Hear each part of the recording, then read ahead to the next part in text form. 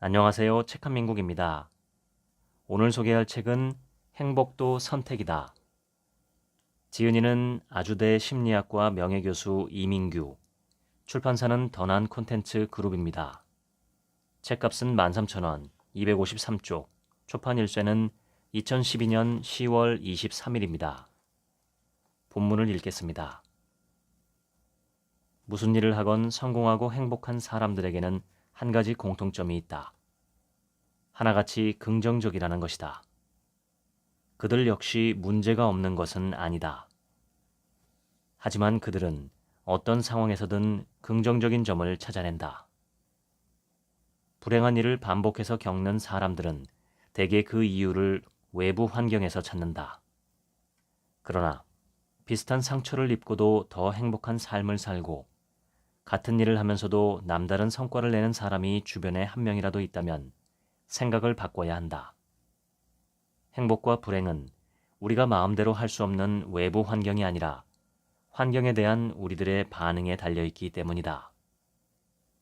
좌절 상황에서도 부정적인 감정을 계속 유지할 것인지 말 것인지는 전적으로 우리의 선택에 달려있다.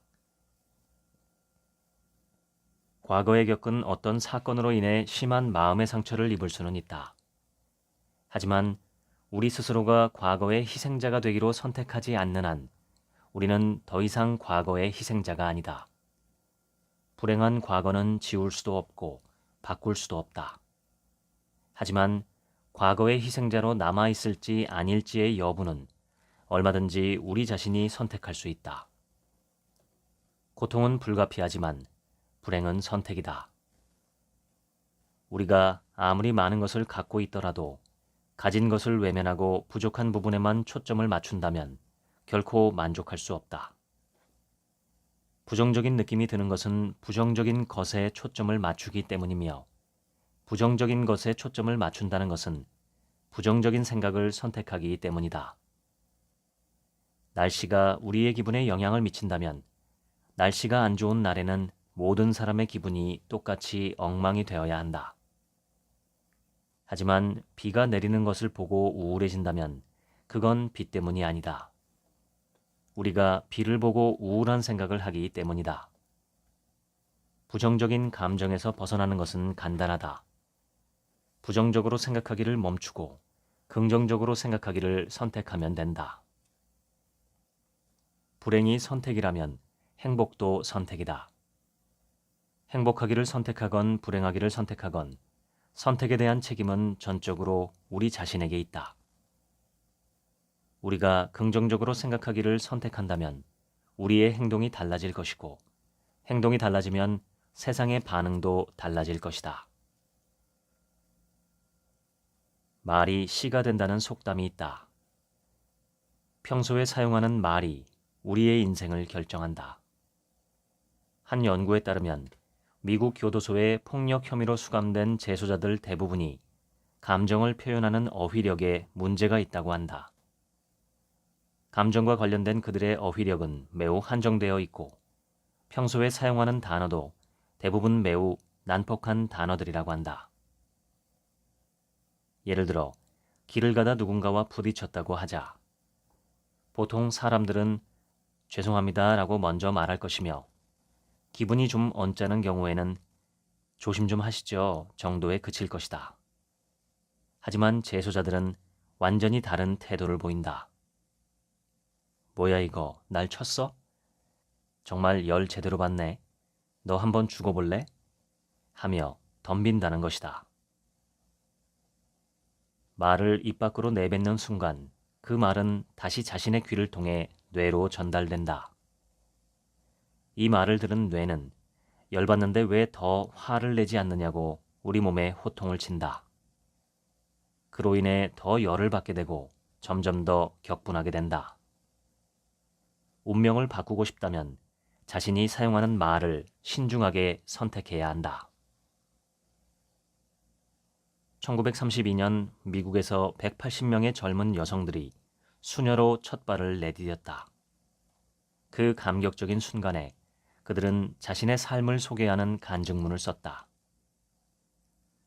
수녀들이 쓴 글은 70년이 지난 후에 심리학자들의 손에 넘겨졌고 연구자들은 거기에 쓰인 문장 속에 긍정적인 정서를 나타내는 단어들이 얼마나 많이 포함되어 있는지 조사했다.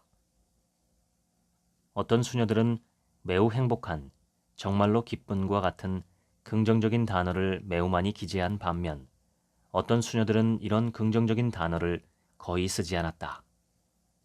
자료를 분석한 결과 긍정적인 단어를 많이 썼던 수녀들은 무려 90%가 85세를 넘기며 오래 산 것으로 밝혀졌다. 반면 긍정적인 단어를 별로 쓰지 않은 수녀들은 34%만이 85세 이상 생존했다. 우리가 사용하는 어휘가 우리의 생각을 결정하고 그 생각이 우리의 감정과 행동을 결정한다. 실제로 어떤 단어를 읽는 것만으로도 우리의 생각과 감정이 달라질 수 있다. 공격적인 언어를 구사하는 사람들은 공격적으로 행동할 가능성이 많고 따뜻한 어휘를 선택하는 사람들은 따뜻하게 행동할 가능성이 많다. 그래서 행동을 바꾸려면 일상에서 사용하는 말부터 바꿔야 한다. 행복한 사람과 불행한 사람의 차이는 그들이 사용하는 말에 있으며 사용하는 말을 관찰하면 그 사람이 어떤 사람인지 알 수 있다. 따라서 자기가 평소 어떤 단어를 습관적으로 사용하는지 관찰해야 한다. 애인에게 걸핏하면 우리 헤어져 라고 말한다면 그냥 해본 말이라고 할지라도 헤어질 가능성이 현저하게 높아진다. 진심으로 애인과 헤어지고 싶은 것이 아니라면 헤어지자는 말 대신 감정을 누그러뜨릴 수 있는 다른 어휘로 대체해야 한다.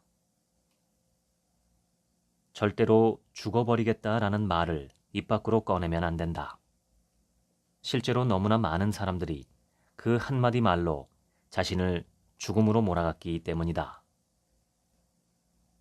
말이 씨가 된다는 속담처럼 말에는 대단한 예언자적 힘이 있다. 심지어 거짓으로 하는 말조차도 자꾸만 반복하다 보면 말한 대로 결과가 저절로 이루어지는데 이를 심리학에서는 자성 예언 또는 자기 이행적 예언이라고 한다. 어떤 사람은 혼자 중얼거릴 때조차도 자신을 믿고 격려하는 어휘를 선택한다. 반대로 어떤 사람은 자기도 모르게 자기를 비하하고 의심하는 어휘를 선택한다. 다른 사람을 향한 말이건 혼자 중얼거리는 말이건 그 사람이 사용하는 언어가 한 사람의 삶을 결정한다. 나는 그동안의 상담 경험을 통해 현재 우울증이더라도 긍정적인 언어 습관을 가진 사람은 조만간 우울증에서 벗어날 확률이 매우 높다는 사실을 수도 없이 확인했다. 짜증나는 사람들과 일한다고 투덜거리게 되면 정말로 짜증나는 일들이 일어난다. 일이 재미없다고 반복해서 말하게 되면 하는 일마다 점점 더 지겨워진다. 우리 안에는 항상 서로 대립되는 두 개의 자아가 대화를 주고받는다. 부지런한 자아와 게으른 자아, 선한 자아와 악한 자아, 적극적인 자아와 소극적인 자아. 하나의 자아는 다른 자아의 생각을 강화시키기도 하고 약화시키기도 한다. 우리 모두는 내면의 언어로 자신에게 지시를 내린다. 그러므로 감정과 행동을 바꾸려면 반드시 내면의 언어를 바꿔야 한다. 다른 사람들에게는 긍정적인 말을 많이 해주면서도 자기 자신에게는 습관적으로 부정적인 말을 하는 사람들이 많다. 다른 사람보다 자기 스스로에게 긍정적인 말을 들려주는 것이 더 중요하다. 말을 하는 주체는 사람이지만 말은 주인의 운명을 결정한다. 우리가 하는 모든 말은 우리의 삶을 결정한다. 삶을 바꾸고 싶다면 말을 바꾸어야 한다. 작가인 버니 S. 시겔은 이렇게 말했다. 신의 책상 위에는 이런 글이 쓰여 있다. 내가 만일 불행하다는 말을 하고 다닌다면 불행이 정말 어떤 것인지 보여주겠다. 내가 만일 행복하다고 말하며 다닌다면 행복이 정말 어떤 것인지 보여주겠다.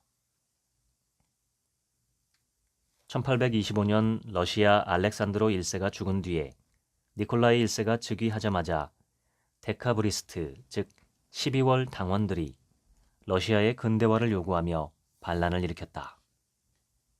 황제는 사흘 만에 이들을 무자비하게 진압하고 주동자 5명에게 교수형을 선고했다. 이때 운 좋게도 콘드라티 릴레예프의 목을 매단 밧줄이 그만 끊어지고 말았다. 시인이었던 그는 벌떡 일어나 군중을 향해 의기양양하게 소리쳤다. 이 밧줄을 보라. 러시아는 제대로 할 수 있는 것이 하나도 없다. 밧줄 하나 제대로 못 만들지 않는가? 그 당시 유럽의 다른 나라처럼 러시아에서도 사형장 밧줄이 끊어진 경우 이를 신의 섭리라 믿고 사면해 주는 게 관례였다. 니콜라이 1세도 별 수가 없었다. 사면장에 서명을 하다 문득 그가 물었다. 기적이 일어난 뒤 릴레예프가 뭐라던가. 신하가 러시아는 밧줄 하나도 제대로 만들지 못한다고 조롱했다고 전하자 황제는 화를 내며 사면장을 찢어버렸다. 그 말이 틀렸음을 증명하도록 하라. 릴레예프는 다음날 교수대에 다시 섰다. 이번엔 줄이 끊어지지 않았다. 더 이상 볼 일이 없을 거라 생각될 때가 있다. 내키는 대로 내뱉어도 될 거라 생각될 때가 있다. 그때 그 한마디를 조심해야 한다. 누군가를 의심하다 보면 점점 더 의심스럽게 되고 미워하면 점점 더 미워진다. 상대방을 바라볼 때 자신의 생각을 지지하는 증거만을 선택적으로 수집해서 실제로 상대방이 그렇다고 믿게 되는 현상을 심리학에서는 확증적 편향 현상이라고 한다. 다른 사람들을 의심하고 그들이 자기에게 뭔가 해를 끼칠 것이라는 생각을 갖고 있는 사람이 있다고 치자. 이 사람은 지하철을 탈 때나 사무실에 있을 때나 항상 주변의 눈치를 살필 것이다. 눈치를 살피고 다른 사람이 자신의 의견과 조금만 다른 태도를 보여도 무시한다고 화를 내거나 경계하는 이 사람을 동료들은 점차 멀리하기 시작할 것이다. 결국 이 사람은 자기가 생각했던 대로 사람들이 자기를 싫어하며 그들을 믿을 수 없다고 결론을 내리게 될 것이다. 그러면 정말로 사람들이 자기에게 해를 끼치려 한다고 생각할 수밖에 없는 일들이 벌어질 것이다. 반면 인간이란 근본적으로 선하기 때문에 사귀어 보면 다 좋은 면이 있다고 믿는 사람을 예로 들어보자. 이 사람 역시 때론 자기를 못마땅하게 생각하는 사람과 부딪히게 될 것이다. 그는 상대방이 뭔가 다른 이유로 언짢은 일이 있었기 때문에 그럴 것이라고 생각한다. 상대방이 보여주는 불쾌한 태도를 별로 대수롭지 않게 생각하고 여전히 부드럽게 대하게 된다. 이런 일이 반복되면 상대방의 행동이 점차 호의적으로 바뀌게 된다. 결국 자기가 믿은 대로 사람들은 선한 구석이 많다는 점을 확인하게 된다.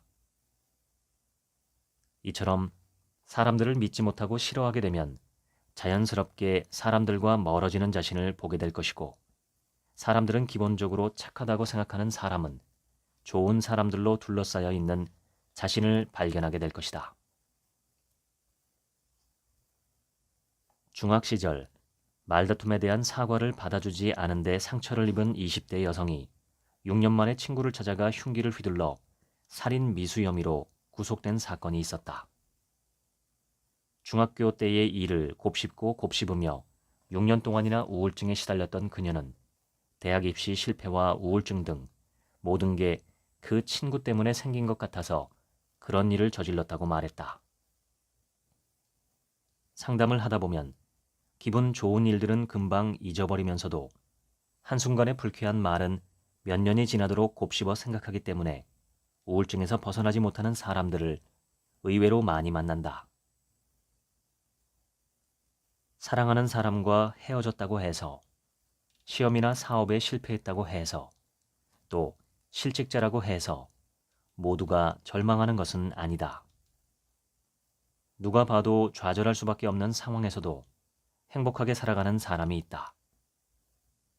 반면 남부러울 것이 없어 보이는 환경에서도 절망에 빠져 괴로워하는 사람도 있다. 자기와 세상을 부정적으로 해석하고 부정적으로 평가하기 때문이다. 행복한 삶을 살고 싶다면 반드시 모든 경험에서 긍정적인 점을 찾아내는 법을 배워야 한다.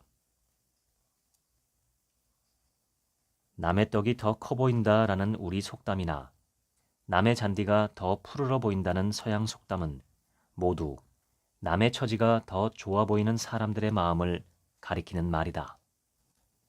이를 비교의 함정이라고 한다. 남이 하는 일은 쉬워 보이고 자기가 하는 일은 힘들게 느껴지는 것이 사람의 마음이다.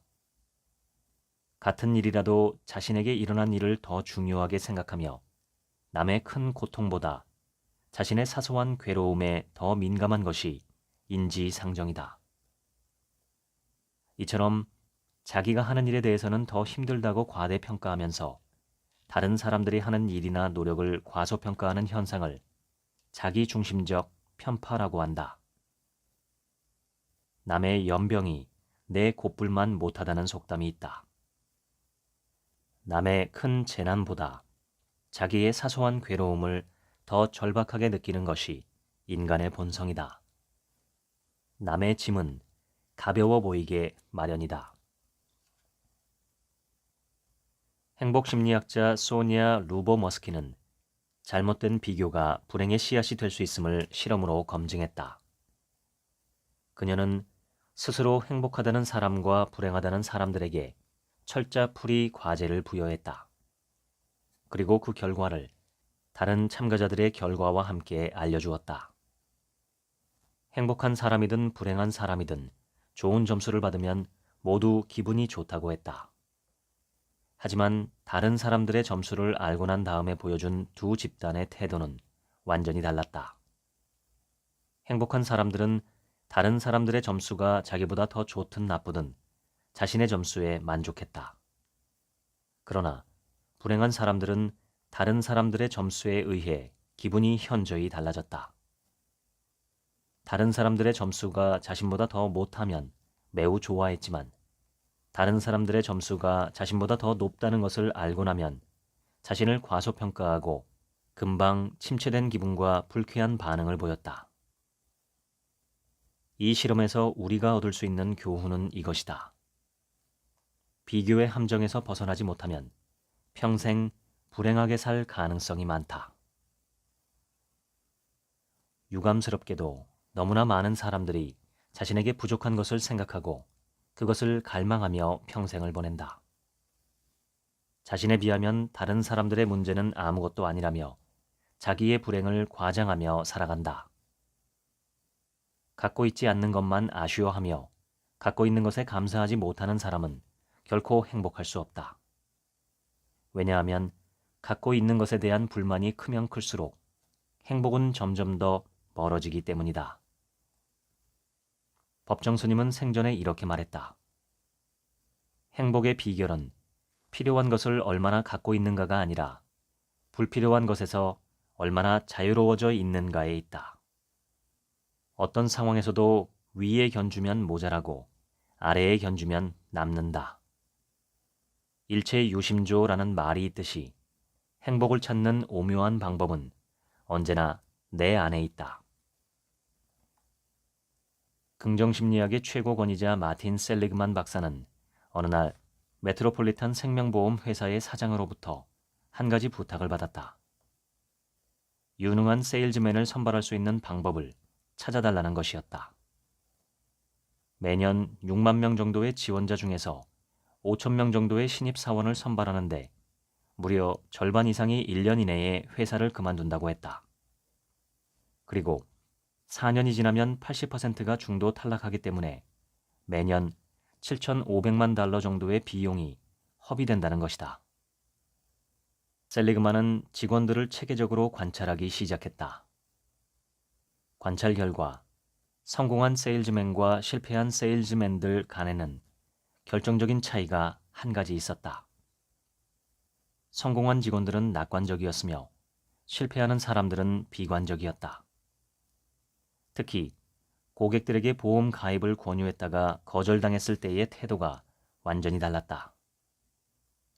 셀리그만은 보험회사 직원들이 혼자서 속으로 중얼거리는 자기 말 방식이 매우 다르다는 사실을 확인했다. 성과가 뛰어난 직원들은 거절당하고 난 뒤 대개 이렇게 속으로 중얼거린다. 이 사람은 너무 바빠. 이 사람은 이미 다른 보험에 가입했지만 부분 보험일 거야. 저녁 식사 중에 전화를 걸었나 봐. 그러나 비관적인 사람들은 달랐다. 그들은 이런 식으로 중얼거린다. 난 안 되나 봐. 난 재주가 없나 봐. 이러다간 밥값도 제대로 못하겠어. 그 후 셀리그만은 직원들의 사고방식이 얼마나 낙관적인지를 평가할 수 있는 검사를 실시해 입사 1년과 2년의 보험 계약고를 비교했다. 입사 후 2년째에는 낙관적인 사원들이 그렇지 않은 사원에 비해 무려 638%나 더 많은 계약 실적을 올린 것으로 나타났다. 낙관적인 사람들과 비관적인 사람들은 나쁜 일을 겪고 난 후 그 원인을 찾아야 할 때 다음 세 가지 차원에서 차이를 보인다. 첫째, 원인의 지속성을 판단하는 것이 다르다. 비관적인 사람들은 실패했을 때의 원인이 계속 지속될 것이라고 믿는데 반해 낙관적인 사람들은 일시적이라고 믿는 경향이 있다. 예컨대 상사로부터 질책을 당하면 비관적인 사람들은 쉽게 바꿀 수 없는 그 사람의 성격 때문이라고 생각한다. 그러나 낙관적인 사람들은 상사의 기분이 그날따라 나빴기 때문이라고 생각한다. 둘째, 원인의 전반성 정도를 평가하는 것이 다르다. 전반성은 공간적인 개념이다. 예컨대 데이트를 신청했는데 거절을 당했다고 치자. 비관적인 사람들은 한 여자에게 거절을 당하고 나면 세상의 모든 여자들이 자기를 싫어할 것이라고 생각하는 반면 낙관적인 사람들은 거절한 그 여자를 제외한 다른 여자들은 그렇지 않을 수도 있다고 생각한다. 셋째, 원인의 개인화 정도가 다르다. 문제가 발생하면 비관적인 사람들은 그 원인을 내부에서 찾고 낙관적인 사람들은 외부에서 찾는다. 예컨대 사람들 앞에서 발표할 때 긴장을 심하게 했다고 치자. 비관적인 사람들은 자신이 너무 발표력이 없고 무능하다는 등 모든 게 자신에게 문제가 있기 때문이라고 생각한다. 그러나 낙관적인 사람들은 대중 앞에서 중요한 것을 발표할 때 긴장하는 것은 당연하다고 생각한다. 자기 스스로 상황을 통제할 수 없을 때는 스트레스가 가중되고 자기 스스로 통제할 수 있을 때는 스트레스가 감소되는 현상을 심리학에서는 통제감의 효과라고 한다. 심리학자 기어와 마이셀은 기발한 아이디어로 상황 통제에 대한 신념이 스트레스를 매우 효과적으로 감소시킬 수 있다는 사실을 증명했다. 그들은 우선 한 집단의 대학생들에게 사고를 당해 참혹하게 죽은 사람의 시신을 사진으로 보여주었다.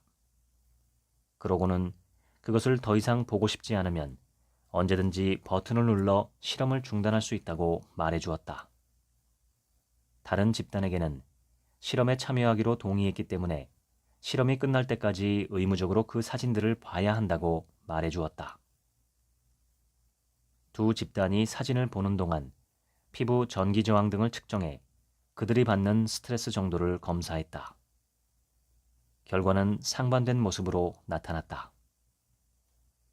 의무적으로 끝까지 사진을 봐야 한다고 믿었던 학생들은 심한 스트레스를 받았다. 하지만 원치 않으면 언제든지 실험을 그만둘 수 있다고 믿었던 학생들은 별로 스트레스를 받지 않았다. 실험 중단 여부를 스스로 결정할 수 있다는 믿음, 즉 통제감에 대한 신념 여부가 스트레스 정도를 좌우하기 때문이다. 똑같은 일을 하면서도 내 마음대로 할 수 없는 상황에서는 스트레스를 더 받는다. 그러나 통제가 가능하다고 믿게 되면 스트레스가 줄어든다.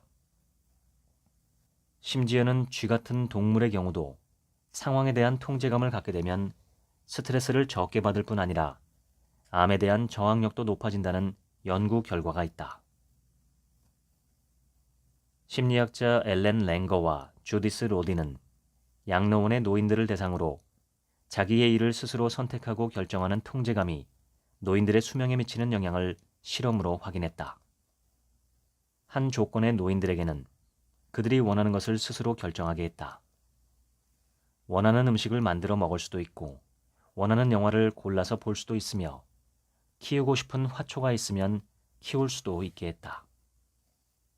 다른 조건의 노인들은 똑같은 시설에 거주하지만 선택권에 있어서는 많은 제약을 두었다.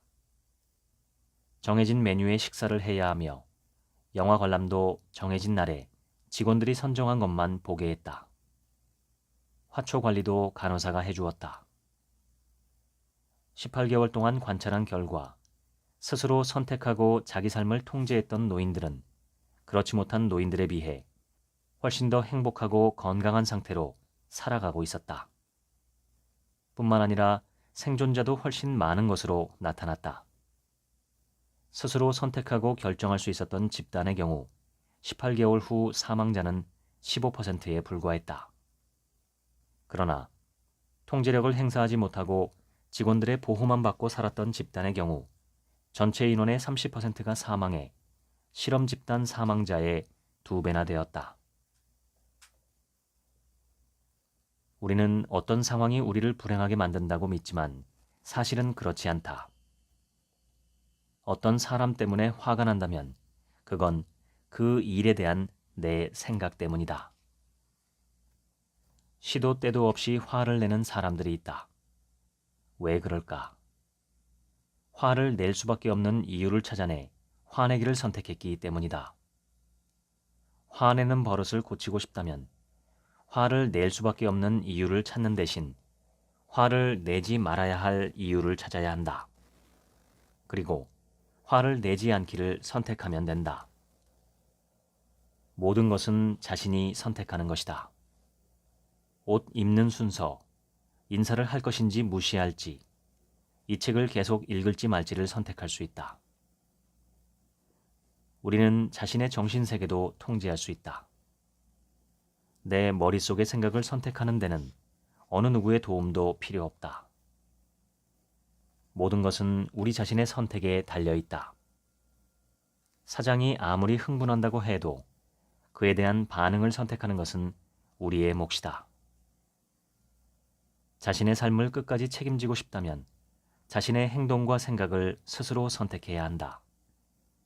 인간은 누구나 자신이 자기 삶의 주인이 되어 자신의 삶을 통제할 수 있을 때 행복을 느낀다. 우리는 누구나 자신의 삶에서 중요한 선택을 스스로 할 수 있다. 자신의 선택에 대해 책임질 수 있는 사람이 진정 행복한 사람이다.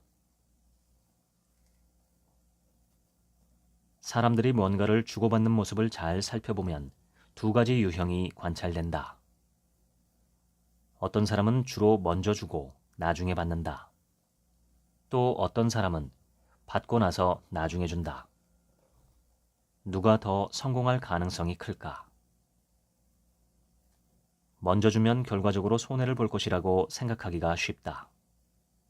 하지만 결과는 그 반대인 경우가 더 많다. 거두려면 먼저 뿌려야 하고 원한다면 먼저 주어야 한다. 미소를 원하면 먼저 미소를 지어야 한다. 돈을 벌고 싶다면 상대방에게 돈을 벌게 해주어야 한다. 더 많은 것을 원하면 상대방이 더 많은 것을 얻게 도와주어야 한다. 직원들로부터 협조를 끌어내고자 한다면 먼저 그들을 도와주어야 한다. 더 많은 보수를 원한다면 고용주가 더 많이 벌게 도와주어야 한다. 수확을 거두려면 먼저 씨를 뿌린 후에 정성껏 가꾸고 시간을 두고 기다려야 한다. 어떤 사람이 누군가를 싫어한다면 왜 싫어하는지 물어보라. 십중팔구 이런 대답을 듣게 될 것이다. 그 사람이 나를 싫어하니까요. 사람은 자기를 싫어하는 사람을 싫어하고 자기에게 무관심한 사람에게 관심을 두지 않는다. 이 말을 뒤집으면 사람은 자기를 좋아하는 사람을 좋아한다는 것이다. 달라이라마는 이렇게 말했다. 그대의 과거를 알고 싶은가? 그렇다면 현재의 처지를 잘 살펴보라. 그대의 미래를 알고 싶은가? 그렇다면 현재 그대의 행동을 관찰하라. 사람들이 우리를 좋아하지 않는다면 그건 지금까지 우리가 그들을 진심으로 좋아하지 않았다는 이야기다. 사람들이 우리를 좋아하고 대접해 주기를 원한다면 우리가 먼저 그들을 좋아하고 대접해 주어야 한다. 정말로 인생을 낭비하고 싶지 않다면 지금부터라도 지금까지와는 다르게 살아야 한다. 무엇을 새로 시작하기에 너무 늦어버린 경우는 없다. 성공한 사람들은 실패한 사람들이 하기 싫어하는 일을 한다. 그들은 장기적인 관점에서 생각하기 때문에 당장의 욕구 충족을 지연시키고 고통을 감수하며 더 큰 보상을 추구한다. 쓰고 남으면 저축을 하겠다거나 시간이 있어야 중요한 일을 하겠다고 생각하는 사람들은 꿈을 이룰 수 없다. 중요한 일과 긴급한 일을 분리해서 살아야 언젠가 당신도 꿈을 이룰 수 있다. 예고 없는 해고 통고소를 받게 되면 누구나 절망감을 느낄 것이다. 회사가 원망스럽고 마음속에서 분노가 치솟을 것이다. 뭔가 바라는 대로 일이 풀리지 않는다면 그 고통의 원인이 어디에 있는지를 스스로에게 물어야 한다. 고통을 겪고 있는 많은 사람들은 흔히 고통의 원인을 외부에서 찾는다. 그렇지만 해고 통지서를 받은 사람들 모두가 그 회사에 입사하기를 스스로 선택했으며 회사에서 퇴출당할 것에 대비하지 않았고 회사에 자기의 인생을 맡기는 삶을 선택했다는 사실을 부정할 수는 없을 것이다. 당신이 현재 느끼고 있는 것이 행복이든 불행이든 많은 경우 그것은 과거의 산물이다. 그것을 알고 있기 때문에 많은 사람들은 과거를 후회한다. 99%의 평범한 사람들은 현재의 관점으로 살아가며 당장의 욕구 충족에 집중한다. 그러나 1%의 성공한 사람들은 다르다. 그들은 이따금 하던 일을 멈추고 10년, 20년, 50년 후의 미래로 미리 가본다. 그리고 역으로 거슬러 올라와 그 미래를 위해 지금 무엇을 해야 할지 결정한다. 행복과 성공의 열쇠가 무엇인지를 밝히기 위해 50년 이상 연구했던 하버드 대학의 에드워드 벤필드 박사는 장기적인 안목이 행복과 성공을 결정하는 가장 확실한 요인이라고 결론을 내렸다. 장기적인 안목이란 미래의 관점에서 지금 당장 해야 할 중요한 일이 무엇인지를 결정하는 능력이다. 행복하고 성공적인 삶을 살고 싶다면 미래의 관점에서 과거와 현재를 조망할 수 있어야 한다. 우리는 행복하기 때문에 웃는 것이 아니고 웃기 때문에 행복하다.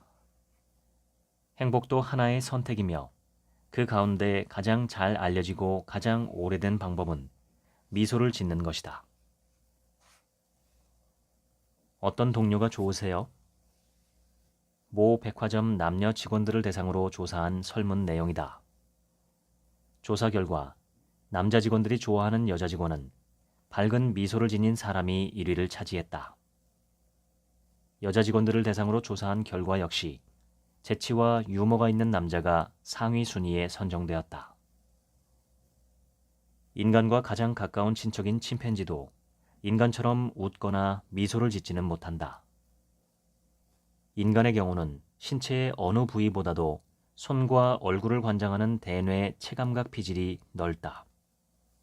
이 부위의 기능이 정교하게 발달되어 있다는 말이다. 돼지의 경우는 코, 박쥐의 경우는 귀를 관장하는 체감각 피질의 크기가 매우 크다. 즉, 돼지는 코가 발달되었고 박쥐는 귀가 발달되었다는 것이다. 인간은 어떤 동물보다도 손놀림이 정교하며 언어를 구사할 줄 아는 능력을 지니고 있다. 다른 동물들은 도저히 흉내낼 수 없을 정도로 입모양과 표정을 다양하게 조작해서 매우 복잡한 감정 표현을 할 수 있다. 인간과 동물이 다른 가장 큰 차이라고 할 수 있다. 감정과 표정 간의 관계는 일방적인 관계가 아니다. 기분이 달라지면 얼굴 표정이 변하고 그와 반대로 얼굴 표정이 달라지면 감정이 달라진다. 이처럼 얼굴 표정에 따라 감정 상태가 달라진다는 심리학 이론을 안면 피드백 이론이라고 한다. 미소를 짓고 인사를 하는 것은 상대방에게 나는 당신에게 적대적인 감정이 없으며 당신과 우호적인 관계를 유지하고 싶습니다 라는 신호로 전달된다. 유머야말로 현대 정신건강의 가장 위대한 발명이다. 1990년 노벨 문학상을 수상한 멕시코 시인 옥타비오 파스의 말이다. 정신분석학자 프로이트는 웃음과 유머가 억압된 적대감을 해롭지 않은 방식으로 정화시키기 때문에 심리적 긴장을 완화시키는 기능을 갖고 있다고 주장했다. 또한 프로이트는 유머야말로 인간이 가지고 있는 가장 우아한 방어 기제 중 하나라고 주장했다. 웃음과 유머는 창의성도 증진시킨다. 그래서 창의적인 사람들 중에는 유머 감각이 뛰어난 사람들이 많다. 유머 감각이 부족하다고 너무 실망할 필요는 없다. 웃기지 못하면 웃는 쪽을 선택하면 된다. 사람들은 유머가 있는 사람보다 자기를 보고 잘 웃어주는 사람을 더 좋아한다. 특히 남자들은 웃기는 여자보다 잘 웃는 여자를 훨씬 더 좋아한다. 사람들은 왜 잘 웃는 사람들을 좋아할까? 누군가 자기를 보고 웃는다는 것은 그 사람이 자기를 좋아한다는 것을 의미하고 사람들은 자기를 좋아하는 사람을 좋아하기 때문이다. 즐겁기 때문에 휘파람을 불 수도 있지만 휘파람을 불기 때문에 즐거워질 수도 있다. 슬퍼서 우는 것이 아니라 울기 때문에 슬퍼지는 것이고 만족스럽지 못하기 때문에 투덜거리는 것이 아니라 투덜거리기 때문에 삶이 불만족스러워지는 것이다. 우리는 우리의 표정을 선택함으로써 우리의 감정을 얼마든지 바꿀 수 있다. 억지로라도 웃으면 기분이 좋아진다. 행복한 사람들은 웃을 일이 없을 때도 웃는다. 그리하여 웃을 일을 만들어낸다. 미소와 감정은 의도적으로 선택하고 연습해야 하는 기술이며 감정은 창조하는 것이다. 성공의 유일한 비결은 타인의 관점을 잘 포착해서 그들의 입장에서 사물을 바라볼 수 있는 재능, 바로 그것이다. 헨리 포드. 어느 날 초원을 거닐던 사자와 소가 사랑에 빠져 결혼했다. 소는 최선을 다해 날마다 맛있는 풀을 사자에게 대접했고 사자 역시 최선을 다해서 살코기를 소에게 대접했다. 사자도 소도 괴로웠지만 서로가 상대방을 배려해서 하는 행동임을 알고 참았다. 하지만 어느 순간 도저히 참을 수가 없게 된 소와 사자는 결국 헤어진다. 헤어지며 서로에게 한 말은 이랬다. 나는 최선을 다했어. 사람들 사이에서 일어나는 대부분의 갈등은 의견이 다르기 때문에 일어나며 의견 충돌은 서로 다른 것을 인정하지 못하기 때문에 일어난다. 다른 사람의 마음을 공감할 수 있는 능력은 사람들과 친밀한 관계를 유지하기 위해서뿐만 아니라 삶의 모든 영역에서 그 어떤 것보다 중요한 능력이다. 공감이란 다른 사람의 감정, 신념, 태도를 정확하게 포착하고 정확하게 전달할 수 있는 능력을 말한다. 공감 능력이란 상대방의 감정을 정확하게 포착하는 것뿐만 아니라 그 느낌을 표현하는 것이 어떤 결과를 초래해야 할지 판단할 수 있는 능력까지 포함한다. 이야기를 해야 할 때와 안 해야 할 때, 나서야 할 때와 나서지 말아야 할 때를 모르는 건 역시 상대방의 감정을 제대로 읽지 못하기 때문이다. 사사건건 주변 사람들과 부딪히는 사람들이 있다. 그들은 대개 주변 사람들 모두가 왜 자기를 싫어하는지를 잘 모른다. 공감 능력이 떨어지기 때문이다. 내가 뭐 틀린 말 했어? 틀리지 않는 말이라고 상대방의 입장을 고려하지 않고 아무렇게나 내키는 대로 말하는 사람이라면 프랑스의 이 속담을 명심해야 한다. 진실만큼 마음에 거슬리는 것은 없다. 상대방의 기분을 언짢게 하는 농담을 하는 사람, 자기 말에 취해 남들이 자기가 하는 말을 얼마나 지겨워하는지도 모르는 사람, 상대방이 원하지 않는데도 너무 가까이 다가가거나 신체적인 접촉을 하는 사람, 친하지도 않은데 프라이버시에 관련된 질문을 하는 사람, 화나게 만들어 놓고도 화났어? 라고 묻는 사람들이 있다.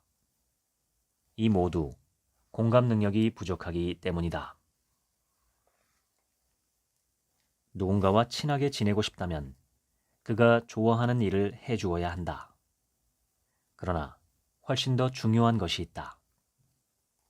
그가 싫어하는 것을 하지 말아야 한다는 것이다. 긍정적인 10마디보다 부정적인 한마디 말이 우리의 감정에 훨씬 더 강력한 영향을 미친다. 열광하는 수많은 팬들의 환호보다 한두 명의 악플에 우울해진다는 연예인들도 많고, 관계가 나쁜 한 사람 때문에 회사를 떠나기로 결심하는 사람도 의외로 많다. 조건반사 실험에서 개가 종소리만 듣고 침을 흘리게 하려면 몇 번이나 실험을 해야 할까? 수십 번을 반복해야 한다. 그런데 종소리를 듣고 침을 흘리는 대신 공포 반응을 일으키게 하려면 몇 번의 실험이 필요할까? 딱 한 번이면 된다. 종소리를 들려주고 강한 전기 충격을 주면 개는 단 한 번의 처치로 즉각 공포 반응을 학습한다. 우리는 칭찬은 속삭임처럼 듣고 비난은 천둥처럼 듣는다. 옳고 그름을 밝히기 위해 개와 싸우다 물리기보다는 개가 도망갈 길을 터주는 것이 현명하다. 개에게 물리고 나서 개를 죽여봤자 개에게 물린 상처가 치유되는 것은 아니기 때문이다. 우리가 하는 모든 생각과 행동은 우리의 선택이다. 현재의 당신은 지금껏 당신이 결정한 모든 선택의 총합이고, 미래의 당신은 지금부터 당신이 하게 될 선택의 총합이다. 그러므로 미래를 바꾸고 싶다면 지금까지와는 다른 선택을 해야 한다. 운명을 바꾸고 싶다면 선택을 바꿔야 한다. 삶에 만족하지 못하면서도 달라지지 않는 사람들에게는 한 가지 공통점이 있다. 한결같이 문제의 원인과 해결책을 외부에서 찾는다는 것이다. 문제의 원인과 해결책이 자신이 아닌 다른 어떤 것에 있다고 생각하는데 무엇 때문에 자기를 변화시키려 하겠는가? 상담을 하다 보면 좀처럼 변화를 보이지 않던 내담자가 어느 순간 달라지기 시작할 때가 있다. 자신의 문제가 자신의 선택에서 비롯된다는 사실을 깨닫고 나서다. 그러므로 진정으로 달라지고 싶다면 문제의 원인을 자신의 내부에서 찾으려고 해야 한다. 다른 사람이나 날씨를 우리 마음대로 선택할 수는 없다. 하지만 우리의 반응은 얼마든지 선택할 수 있다. 우리의 과거는 우리의 운명과 아무런 상관이 없다. 우리의 운명은 우리가 선택한 생각과 반응의 결과일 뿐이다. 내담자들을 상담하다 보면 의외로 많은 사람들이 불행을 스스로 선택한다는 사실에 놀라곤 한다. 하지만 정작 당사자들은 그 사실을 잘 모른다. 불행이 선택이라면 행복 역시 얼마든지 선택할 수 있다. 행복한 삶을 살고 싶다면 어떤 일에서든 긍정적인 의미를 찾아내는 법을 배워야 한다. 지금까지 행복도 선택이다 읽어드렸습니다. 지금부터는 제 얘기입니다. 제 생각에 행복하기 위한 첫 번째 조건은 자기 자신을 아는 것입니다. 식당에 가서 밥을 먹는데 내가 어떤 음식을 좋아하고 싫어하는지를 나 스스로가 잘 모른다면 얼마나 당황스러울까요? 연애나 결혼을 하고 싶은데 내가 선호하는 성격이나 스타일을 모른다면 얼마나 막막할까요? 군에 입대했을 때 어떤 군복을 입을까, 어떤 전투화를 신어야 하나 고민할 필요가 없는 이유는 주어진 선택지가 하나뿐이기 때문입니다. 사이즈만 확인하면 됩니다. 그런데 이렇게 선택지가 하나인 경우는 인생에서 극히 드문 일입니다. 대부분은 복수의 선택지가 존재합니다. 때론 얼마나 많은 선택지가 있는지조차 알 수 없을 때가 많습니다. 그래서 우리는 늘 선택의 기로에서 고민합니다. 그러다 결국 자기 기호나 선호를 바탕으로 선택하죠. 따라서 행복해지려면 무엇보다 먼저 나 자신이 어떤 사람인지 정확히 파악하는 게 필요합니다. 자신이 언제 행복감을 느끼고 언제 불행감을 느끼는지 알아야 합니다. 그런데 우리는 의외로 자기 자신을 잘 모릅니다. 자기 자신과 그만큼 친숙하지 못합니다. 이것이 소외입니다. 내가 본래의 나 자신에게서 떨어져 나와 외롭게 있는 것입니다. 참된 자신의 모습에서 멀어진 인생은 허무하고 불행합니다. 자기 자신을 알고 스스로와 친해져야 합니다. 내가 어떤 사람인지 정확히 알고 나와 친해지면 내가 바라는 행복의 모습도 분명해집니다. 나를 알고 나와 친해지는 것, 이것은 우리가 평생 노력해야 할 자기와의 사귐이라고 생각합니다. 나의 가장 소중한 친구는 나 자신이고 나를 가장 사랑하고 나와 끝까지 함께할 사람 역시 나 자신입니다. 이런 나를 모르고 한평생 산다는 것은 너무 안타까운 일입니다. 자기 자신과 친하지 않은 사람은 세상에서 가장 외로운 사람입니다. 나 자신을 알고 난 이후에야 진짜 행복과 불행을 논할 수 있습니다. 나를 모르면 행복과 불행도 판단할 수 없습니다. 나를 알고 나와 친해지는 것, 이것은 인생의 숙제이며 행복의 제1 조건입니다. 그런데 어쩌면 행복은 존재하지 않을지도 모릅니다. 법륜스님은 행복하고 싶다는 질문자에게 이렇게 말씀하셨습니다. 건강이 뭔가요? 아프지 않으면 건강한 겁니다. 행복도 그저 괴로운 것이 없으면 행복한 겁니다.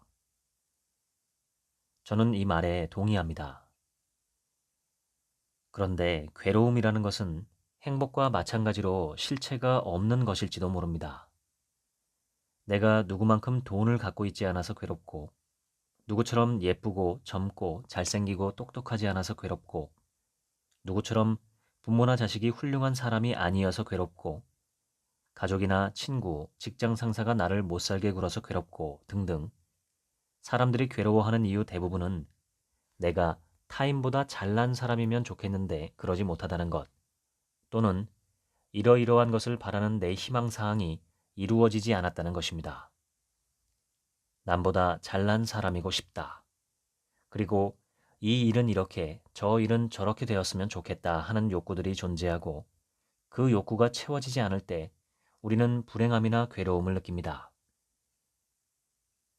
그런데 나와 어떤 타인의 객관적이고 공평한 비교는 사실 불가능합니다. 각 사람이 갖고 있는 환경과 교육과 경험은 모두 다르기 때문입니다. 타인과의 비교와 그로 인한 우월감 또는 열등감은 그 자체가 허무한 생각입니다. 내가 타인보다 잘났는지 못났는지는 결코 알 수 없습니다. 그냥 주어진 것들, 원래 그러한 자연적인 요소들이 너무 많기 때문입니다. 가령 우사인 볼트와 책한민국이 100m 달리기 시합을 하면 어떨까요? 제가 이길 확률은 0에 가깝습니다. 그러면 제가 우사인 볼트보다 열등한 것일까요? 저는 그렇게 생각하지 않습니다. 저와 우사인 볼트는 나이, 체격, 체력 등 모든 면에서 다른 조건을 갖고 태어났기 때문입니다. 따라서 그것은 우사인 볼트가 자랑할 만한 것이 아닙니다. 그가 노력해서 얻은 부분보다 태어나면서부터 그냥 주어진 부분이 더 크기 때문입니다. 재벌 2세가 돈 자랑을 하면 사람들이 부러워하기는 해도 존경하지는 않는 것과 비슷합니다. 그는 훌륭한 인생을 산 결과 돈이 많아진 게 아니라 그저 돈 많은 부모 밑에서 태어났기 때문에 부자인 것입니다. 그러한 우연성은 누구도 통제할 수 없는 영역입니다. 이렇게 내 공로가 아니고 우연히 주어진 것에 대해서는 겸손하게 누리고 나누는 게 마땅합니다. 내가 특별히 훌륭한 사람인 양 자랑스러워할 만한 일은 아닌 것이죠. 마찬가지로 언뜻 보기에 남보다 열등해 보이는 나의 모습도 내가 부끄러워해야 할 점은 아닙니다. 남과 다른 것이 그냥 내게 주어진 것뿐입니다. 이렇게 삶의 많은 부분을 우연성이 결정하기에 내가 남과 다르다고 해서 특별히 불행할 이유도 없고 행복할 이유도 없습니다. 우리는 그냥 서로 다른 모양의 삶을 갖고 태어나 다른 경험을 하며 살아온 것뿐입니다. 타인이 갖고 있는 걸 내가 갖고 있지 못하다는 사실 자체는 누구에게나 적용되는 삶의 진실입니다. 세상과 인생은 원래 그러한 모습입니다. 그러므로 그 사실 때문에 내가 불행하다면 그것은 세상이나 타인에게 어떤 문제가 있어서 그런 게 아니라 나의 생각 어딘가에 오류가 있어서 그런 것입니다. 그 오류의 정체는 이 세상과 타인들이 내 생각대로 되면 좋겠다는 욕심입니다.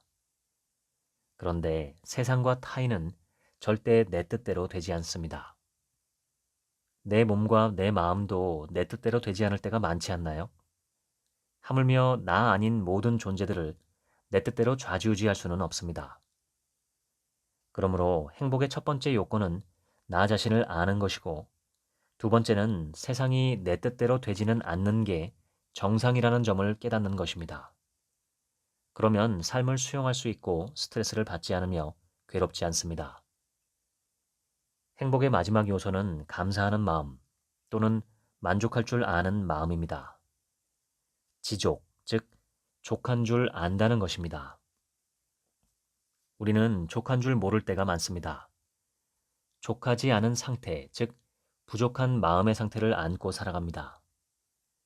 늘 뭔가 부족하다고 느끼면 결핍과 불충분의 심리가 만들어질 수밖에 없고 행복은 멀어집니다. 한번 생각해 보시기 바랍니다. 우리가 한 세상 사랑하며 살아가기 위해 필요한 정말 중요한 것들은 이미 모두 무료로 주어져 있습니다. 지구와 물과 공기와 태양과 동식물 등은 우리 인류가 만든 게 아닙니다. 주어진 것입니다. 무척 감사한 일이죠. 결정적으로 우리는 지금 살아 있습니다. 이 생명은 우리가 만든 것도 아니고 어느 날 우리가 받아 태어나서 누리고 있는 것입니다. 아침에 일어나 바깥으로 걸어가면서 태양과 땅과 내가 갖고 있는 생명에 대해 감사해 본 적이 있으신가요? 삶에 정말로 중요한 것들은 지구상 모든 사람들에게 주어져 있습니다. 이런 요소에 대한 감사만으로도 저는 우리가 충분히 행복할 수 있다고 생각합니다. 돈이나 지위, 명예, 학식, 멋진 자동차와 아파트, 예쁘고 잘생긴 얼굴과 몸, 이런 것들은 정말 부차적인 것입니다. 우리를 불행하게 만들 만큼 중대한 문제가 아닙니다. 정말 중대한 문제는 우리에게 단 한 번 주어진 이 삶과 생명을 내가 얼마나 소중하게 누리고 꽃피우느냐 하는 점입니다. 지족 또는 만족은 지금 내가 살아있음을 인지하고 즐기며 기뻐하는 마음의 태도입니다. 우리 각자가 품고 있는 생명 그 자체보다 더 귀한 선물은 우리는 결코 받아본 적이 없습니다. 그러므로 우리는 외적인 조건과 상관없이 살아있음에 감탄하고 경탄하며 기뻐할 수 있습니다. 그런 태도가 매 순간 우리에게 지족할 수 있는 힘을 줍니다. 나를 알고 세상을 알며 우리 속에 있는 엄청난 보물, 즉 생명을 생각할 때 우리는 충분히 자랑스럽고 행복할 수 있습니다. 행복은 내가 현명한 생각을 선택한다면 손바닥 뒤집듯 간단하게 쟁취할 수 있는 것이면서 동시에 만약 내가 어리석은 생각을 고집한다면 세상을 다 주어도 얻을 수 없는 어려운 문제이기도 합니다. 내 안의 어리석은 생각을 버리고 현명한 생각들을 선택하시면 좋겠습니다. 기쁨과 감사와 사랑과 행복을 선택하시기를 바랍니다. 지금까지 책 한 민국의 하루치 생각이었습니다. 감사합니다.